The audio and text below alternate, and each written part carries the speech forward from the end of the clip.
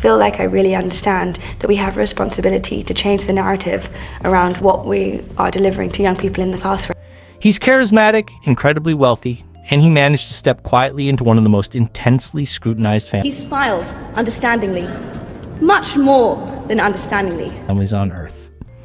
While the public was distracted by the turmoil unfolding within the royal household, this sharply dressed property developer slipped in almost unnoticed, entering through the side door, capturing the heart of a princess, and building a life that most people could only fantasize about. His smile carried an unusual warmth, more than just friendly or polite. It was one of those rare smiles that seemed to radiate a sense of timeless reassurance, the kind that instantly puts people at ease. But the question remains, who is Edoardo Mapelli-Masi really? Because behind the monogrammed shirts and the world of luxury penthouses lies a narrative filled with broken engagements, a hidden child, a wedding that even the queen reportedly didn't know was happening, and enough family drama to leave anyone stunned. Stay with me, because this story goes much deeper than it first appears. It's the tale of a man the tabloids could never quite keep up with. Let's begin with the fundamentals. Although even the basics surrounding this man feel a little extraordinary. Edoardo Mapelli-Masi. Go ahead and pronounce it slowly. Edoardo Mapelli-Masi. The name sounds less like that of a modern real estate entrepreneur and more like someone who might have commissioned grand paintings during the Renaissance. And in many ways, that impression isn't entirely wrong. The man whom Princess Beatrice ultimately chose as her husband isn't simply another wealthy London developer who climbed the ladder of success. Technically speaking, he holds a noble title. He's a count. Yes, a genuine count. His family possesses the hereditary title of Count of the Kingdom of Italy, a distinction originally granted in 1913 by King Victor Emmanuel III to all male descendants of the Mapelli-Masi lineage. Although Italy officially abolished aristocratic titles in 1946, when the monarchy fell, families like his have never entirely abandoned that identity. After all, when your lineage stretches back centuries, it's not something that simply disappears overnight. In fact, Edoardo's ancestry is believed to trace back to a son of King Federico II of Sicily. Take a moment to consider that. This isn't merely a family tree. It's practically a historical archive. Generations of nobility, land ownership, and influence form a legacy that predates many modern nations. And the family's wealth and holdings have not exactly diminished over time.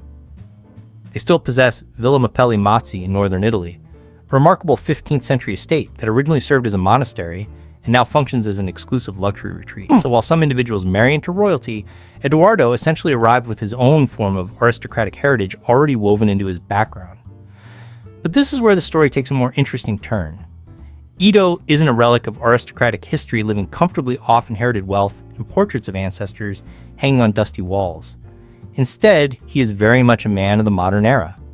He attended the prestigious Dragon School in Oxford, later continued his education at Radley College, and eventually earned a master's degree in politics from the University of Edinburgh. With that educational background, many doors were open to him, and he stepped confidently through them. By the time he reached his early 20s, he had already established Banda Property, a luxury property development and interior design firm catering to London's wealthiest clientele. Polished, well-connected, ambitious, and undeniably handsome, he projected the image of someone destined for success. Yet beneath that carefully maintained public persona lies a much more complicated narrative. It's a story that includes love, heartbreak, a child who changed the direction of his life, and a royal wedding that nearly unfolded quietly without the world noticing. Before all of that happened, though, it's worth asking where exactly this aristocratic entrepreneur truly came from, and which elements of his life story don't quite match the picture-perfect fairy tale. Long before he became known as the husband of a princess, Edoardo Mapelli-Masi was already constructing an empire, building it piece by luxurious piece. At just 23 years old, shortly after graduating from university, and armed with a combination of family connections and a natural instinct for design, he launched Banda Property in 2007. The idea behind the company seemed relatively straightforward.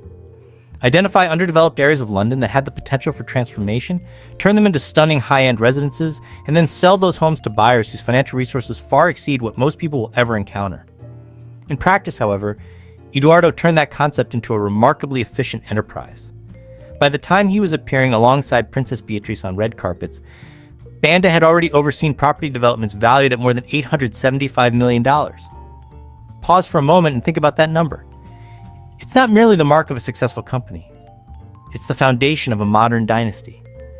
Banda became known for its sleek architectural style, meticulous attention to detail, and almost theatrical vision of what luxury living should feel like. Eduardo later revealed that he is dyslexic, a condition he actually shares with Beatrice. Rather than allowing that to limit him, he channeled his focus into the visual and spatial aspects of design. Scroll through his social media accounts, and you'll find something that resembles a curated gallery of breathtaking homes. Each project looks less like a typical residence and more like a five-star hotel suite, the kind of place where every corner feels carefully staged. Along the way, Eduardo also demonstrated that he wasn't afraid to voice his political opinions. Prior to the 2016 London mayoral election, he wrote an opinion piece for Property Week urging the next mayor to push for more redevelopment projects in central London. He also criticized political figures such as Andrea Leadsom and Jeremy Corbyn on social media. And during the 2016 United States presidential election, he tweeted using the hashtag #I'mWithHer. For someone connected to royal circles, this openness was somewhat unusual, considering that most individuals associated with the monarchy are expected to maintain strict political neutrality. Yet the story becomes more complicated once the shadows behind those successes start to appear. For every glamorous project and impressive accomplishment, there have also been moments of criticism and controversy. Property analysts and writers from Forbes were quick to challenge Banda's claim that the company focused on developing undervalued areas of London. One of the firm's projects was located in Notting Hill, which happens to be one of the most expensive and sought-after neighborhoods in the entire United Kingdom. Critics pointed out that describing Notting Hill as undervalued sounded less like a realistic assessment and more like clever marketing language. Then there was an even more dramatic situation involving Australia. Banda became connected to a proposed development known as the Masthead Ocean Club, a luxury beachfront project on Australia's Gold Coast that was presented as a major international venture.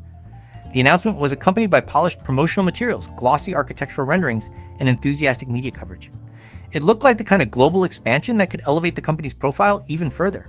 However, the project ultimately collapsed. The company responsible for the development entered administration, and the ambitious plan unraveled. What had been promoted as a bold international move suddenly turned into a cautionary tale about the risks of high-stakes real estate ventures. Reports about the collapse emerged around the same time Eduardo had traveled to Palm Beach, Florida, to attend a design conference. Depending on how one interprets the timing, it was either an unfortunate coincidence or remarkably convenient.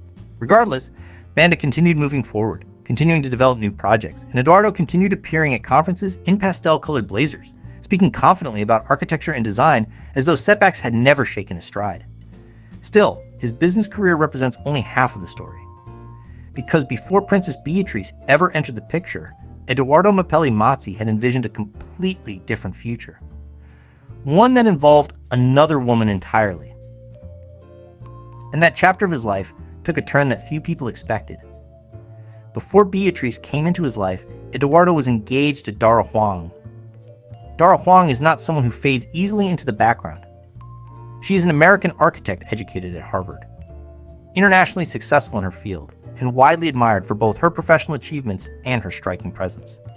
For several years, she and Eduardo appeared to embody the ideal modern couple. Around 2014, they became engaged and began planning a life together. In 2016, they welcomed a son named Christopher Wolf Mapelli Mazzi, although everyone affectionately calls him Wolfie. Anyone who has seen photos of him might agree that he could easily be considered one of the most charming children ever connected to the extended royal circle. But by 2018, the engagement had ended. The precise reasons behind their separation have never been fully disclosed to the public. Neither Dara nor Eduardo has chosen to transform their breakup into tabloid drama, a level of restraint that feels surprisingly rare in stories involving royal connections. What is known is that they separated, that they continue to share custody of Wolfie, and that Dara went on to build her own successful path. She established a company called HB Design Group, which has grown into a thriving design firm. What made the situation especially intriguing was the timing. The end of Eduardo's engagement did not happen in isolation. Within only a few months of the breakup, he began dating someone new, someone with an exceptionally famous surname, Windsor. Predictably, that timeline sparked speculation. Whenever relationships transition that quickly, observers inevitably begin asking questions. Was the new romance already developing before the previous engagement officially ended? No one involved publicly addressed that possibility. In the world of royal gossip, however, speculation often becomes a form of currency in its own right. Adding another layer of complexity was the presence of Wolfie. Unlike many past relationships that fade into the background after separation, This one involved a child who remained a central part of Eduardo's life. When he and Beatrice began their relationship, Wolfie naturally became part of the equation as well. Princess Beatrice, a member of the British royal family, effectively stepped into the role of stepmother to a young boy named Wolfie, and by most accounts, she embraced that responsibility wholeheartedly. Reports indicate that the co-parenting arrangement between Dara and Eduardo has remained genuinely cooperative. In December 2025, Dara shared Instagram stories showing Wolfie playing mini-golf during a Christmas trip to Florida. Around the same time, Eduardo was photographed attending a design event in Palm Beach. Whatever may have happened between the two former partners, they appear to have maintained a respectful and functional relationship for the sake of their son. A situation that many observers find both rare and admirable.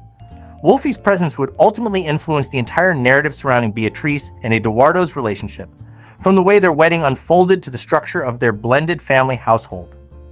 But before that chapter even began, there was another question worth asking. How did this relationship start in the first place? How does a modern-day count with a complicated personal history end up falling in love with a princess? The answer actually involves a friendship between two families that stretches back many years, and a very elegant social gathering.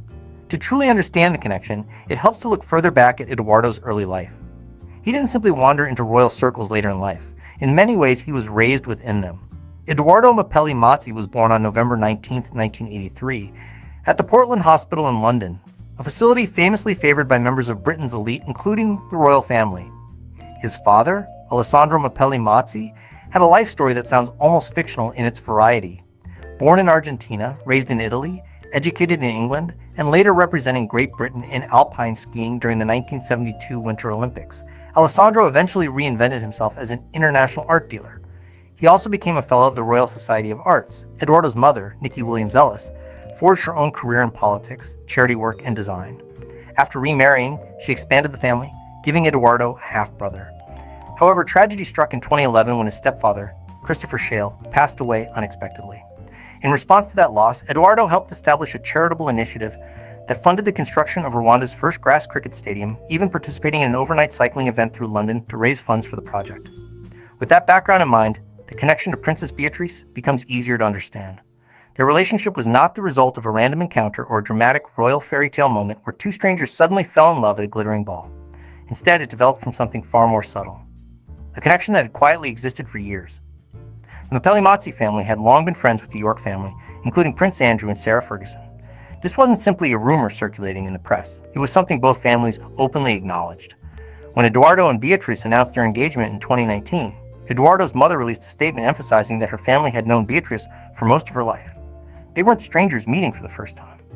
They were longtime acquaintances who had likely attended many of the same gatherings, Christmas parties, charity events, and summer celebrations, over the course of 2 decades. Then, sometime around September 2018, the nature of that relationship shifted.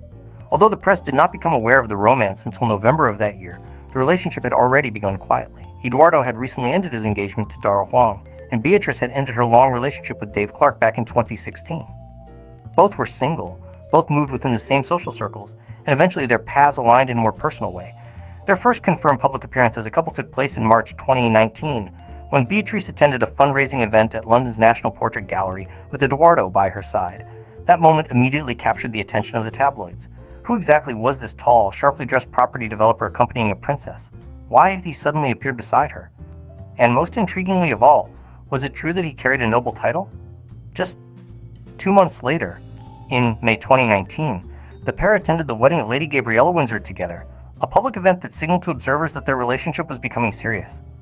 Then, in September of that same year, Eduardo proposed during a trip to Italy. He personally designed the engagement ring in collaboration with British jeweler Sean Lean, creating a custom piece featuring a baguette-cut diamond set within a floral-inspired design. The ring was as distinctive and carefully crafted as the story that had led to that moment.